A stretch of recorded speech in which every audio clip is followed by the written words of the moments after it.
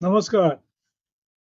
चहा घेता घेता सहजच आज आपण निद्रेविषयी बोलतोय आणि निद्रा गेले 2 भाग चालू आहे. हा तिसरा भाग आणि आज आपण निद्रा घेण्याच्या दृष्टीने काय कशी आखणी करावी याविषयी बोलतोय. याच्यामध्ये व्यक्तिसापेक्ष, कुटुंब सापेक्ष, प्रोफेशन सापेक्ष त्यात चेंजेस असू शकतील.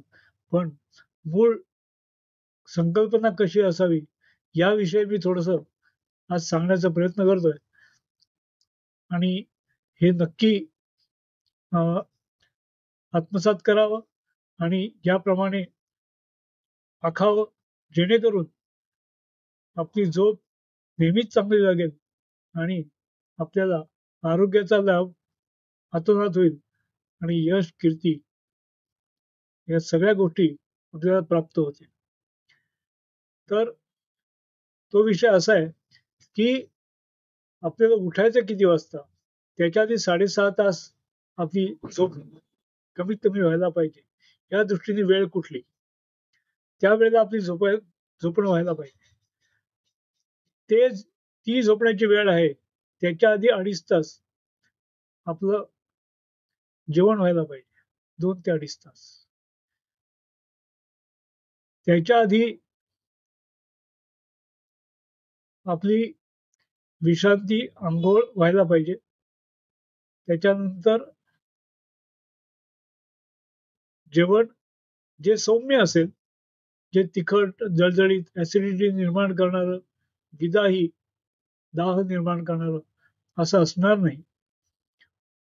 त्याच्यामध्ये ज्यांना त्रास होऊ शकतो, अशा लोकांना किंवा नित्य दही खाण्यात असू नये.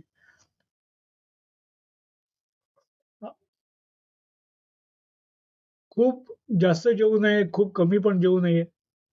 योग्य प्रमाणात जेवावं आणि शक्यतो जेवण संपवताना कडू, तिखट आणि तुरट या चवींनी संपवावं. साधारण झोपण्याच्या 2 ते 2.5 तास आधी.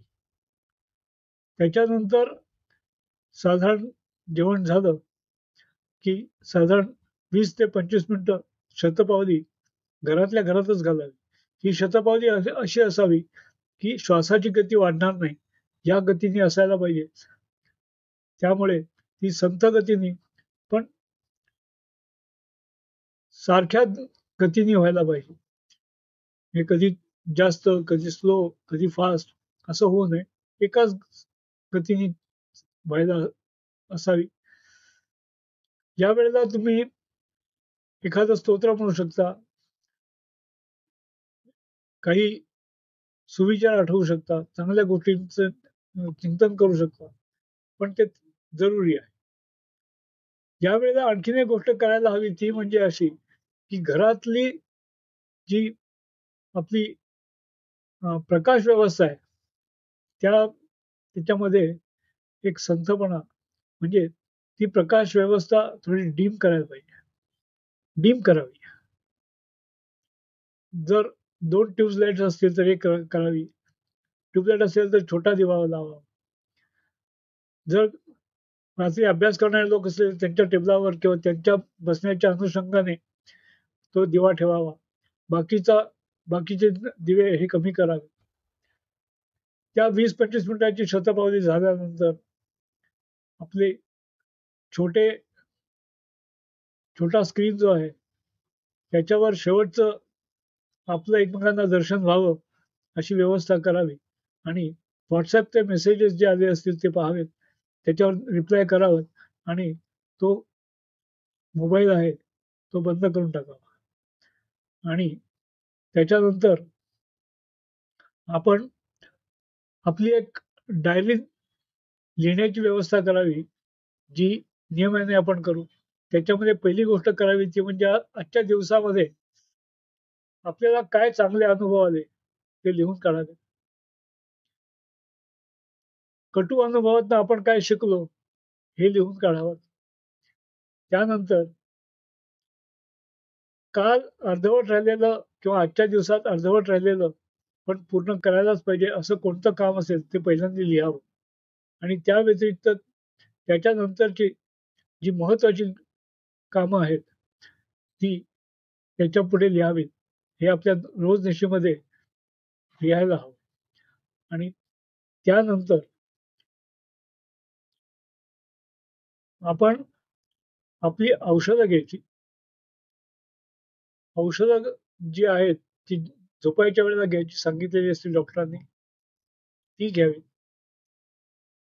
आणि त्यानंतर साधारण 20 मिनिटाचा टायमर आपल्या मोबाईलमध्ये लावून एक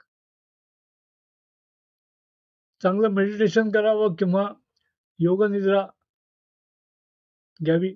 20 मिनिटाचा टायमर लावायचा, शवासन करायचं, योग निद्रा करायची आणि तो टायमर झाला 20 मिनिटांनी उठायचं. त्याच्यानंतर पुन्हा आपले पाय स्वच्छ धुवून यायचे. आपले बाथरूम किंवा ज्या गोष्टी असतील त्या पूर्ण करायच्या. पाणी प्यायचं नाही, कारण पाणी मगाशी औषधाच्या वेळेला पिऊन झालेलं आहे. आता पाणी प्यायचं नाही.